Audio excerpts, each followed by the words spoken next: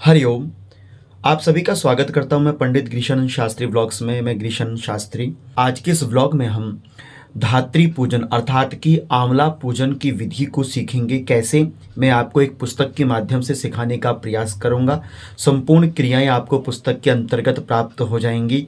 आप बड़े ध्यानपूर्वक देखिए हमको किस प्रकार से धात्री पूजन कार्तिक शुक्ल पक्ष की नवमी के दिन किया जाता है, तो किस प्रकार से हमने धात्री अर्थात आंवले का पूजन करना चाहिए, आज के इस व्लॉग में हम सीखते हैं। तो जुड़ जाइए आज की हमारी इस वीडियो के साथ। तो आप देख सकते हैं आपके सामने ये पुस्तक है, जिस पुस्तक से मैं आपको धात्री अर्थात आंवला पूजन विधान बता रहा हूँ। धात्री पूजन अर्थात आंवला पूजन की विधि के विषय में बताया गया है कि आप आंवले के वृक्ष के नीचे भगवान नारायण की प्रतिमा को स्थापित कर लें और वहाँ पर आप षोडशोपचार से भगवान के पूजन करें। अर्थात कि भगवान का आवाहन, भगवान का स्नान, दूध दही घी से स्नान भगवान का करा लें और उसके उपरांत भगवान का श्रृंगार वस्त्र इत्यादि करके भगवान की आरती इत्यादि आपने कर लेनी चाहिए। धात्री पूजन में आप देखेंगे संकल्प विधि है। अध्यह लिखा है अमुक शर्मा, हम अपना नाम लीजिए। मया अखिल पाप क्षय पूर्वकम चतुर्विध पुरुषार्थ सिद्ध्यर्थे श्री भगवान नारायण प्रीते धात्री मूल भागे विष्णु पूजनम पूर्वकम धात्री पूजा करिष्ये।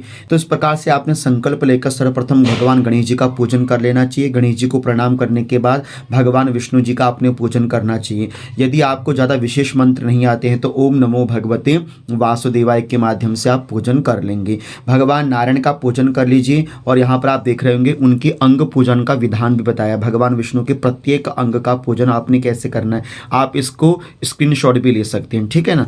आपने भगवान नारायण का अंग पूजन किस प्रकार से करना चाहिए। ओम दामोदराय नमः पादौ पूज्यामि, पैरों के पास। ओम केशवाय नमः कटिम पूज्यामि, भगवान की कमर के पास। ओम नारायणाय नमः उदरम पूज्यामि, भगवान के पैंट के पास। कंठम पूज्यामि। इस प्रकार से भगवान की आपने सर्वांग अंग पूजन करना है। फल पुष्प दक्षिणा आदि भगवान को आपने अर्पण करना चाहिए, ठीक है। उसके उपरांत भगवान की प्रार्थना मंत्र है, आप कह सकते हैं भगवान देव देवेश लोकनाथ जगतपते अक्षया संततिर्मे अस्तु दामोदर नमोस्तुते। इस प्रकार से ओम धात्रे नमः, यह आंवला जो पूजन है उसमें उपयुक्त होने वाला मंत्र है ओम धात्रे नमः।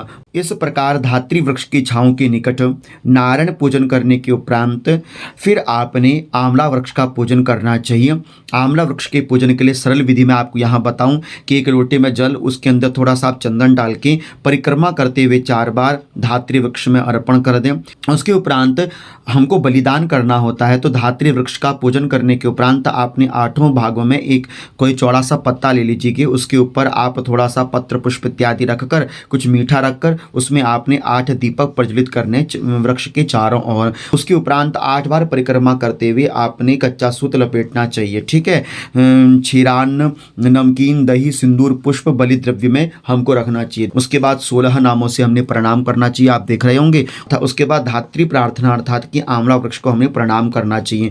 धात्रो देवी नमस्तुभ्यं सर्व पाप क्षयंकरीं वरचस्व कुरु मा देवी धनवंतं तथा कुरु पुत्रान् पौत्रान् बलं प्राज्ञां देहि मे जगदीश्वरी संवत्सरे कृतं पापं दूरी कुरु ममाक्षये। इस प्रकार से धात्री भाग में इस प्रकार से धात्री वृक्ष को प्रणाम करने के उपरांत संपूर्ण पूजन करने के उपरांत आपने धात्री वृक्ष की जड़ में तर्पण करना चाहिए अर्थात जलदान करना चाहिए। जलदान मंत्र देखिए, एक लोटे में आप जल, उसमें थोड़े काले तिल डालकर आप धात्री वृक्ष की जड़ में अर्पण करें। अपने पितरों का ध्यान करते हुए उनके निमित्त भी जलदान करना चाहिए।